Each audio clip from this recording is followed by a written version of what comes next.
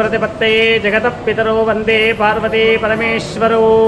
नमस्ते अस्तु भगवन् विश्वेश्वराय महादेवाय त्र्यम्बकाय त्रिपुरान्तकाय त्रिकाग्निकालाय कालाग्निरुद्राय नीलकण्ठाय मृत्युञ्जयाय सर्वेश्वराय सदाशिवाय श्रीमन्महादेवाय नमः।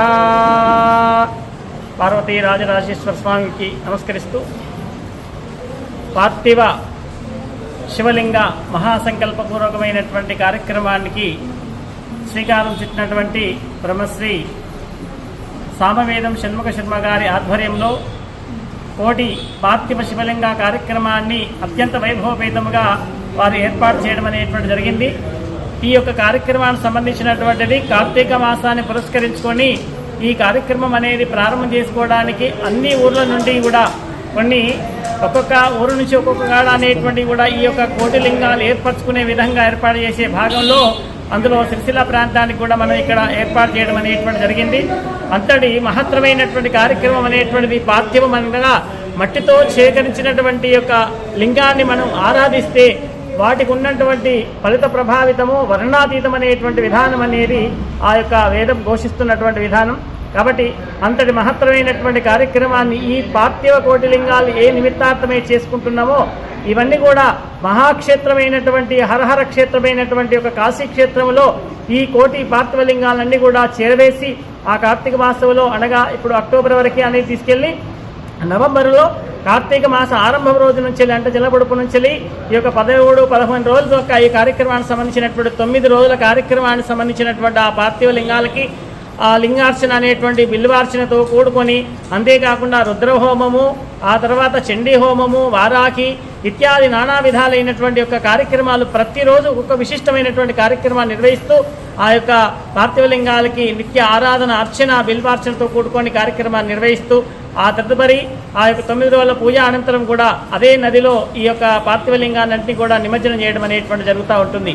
ఇంతటి మహత్తరమైనటువంటి కార్యక్రమం అయినటువంటిది ఏదైతే మనం చేయాలనేటువంటి సంకల్పంతో ఆ స్వామివారైనటువంటి షణ్ముఖ శర్మ గారి యొక్క కార్యక్రమాన్ని చేపట్టినారో అందులో పాల్గొనేటువంటి కావాలనేటువంటి ఒక అభిలాష కలిగినటువంటి భక్తులు ఎవరైనా ఉందా అటువంటి దానిలో పాల్గొనేటువంటి వారికి తల ఒక్కంటికి ఒక 16,000 రూపాయలు చెల్లిస్తే ఆ కార్యక్రమంలో 9 రోజులు పాల్గొనేటువంటి యొక్క ప్రతి కార్యక్రమంలో వాళ్ళు పాల్గొనేటువంటి అవకాశం ఉంటుంది.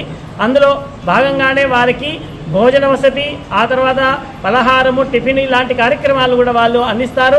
కానీ మనం ఉండేటువంటి వసతి మాత్రం మనమే ఏర్పరచుకోవాలి. రానుపోని యొక్క ప్రయాణ ఖర్చులు కూడా మనమే చేసుకునే ఏర్పాట్లు అనేది చేసుకుంటే మాత్రం ఈ పూజాకృతుల్లో పాల్గొనేటువంటి వారికి మాత్రం వాళ్ళు ఉచితంగానే ఇవన్నీ కూడా అంటే మనం ఇచ్చినటువంటి ఒక డబ్బుల పరంగానే మనకు అన్నీ కూడా సమకూర్చి ఆ పూజలో పాల్గొనేటువంటి అవకాశాన్ని కల్పించేటువంటి భాగ్యం కూడా కల్పించేటువంటి అవకాశం ఉంది.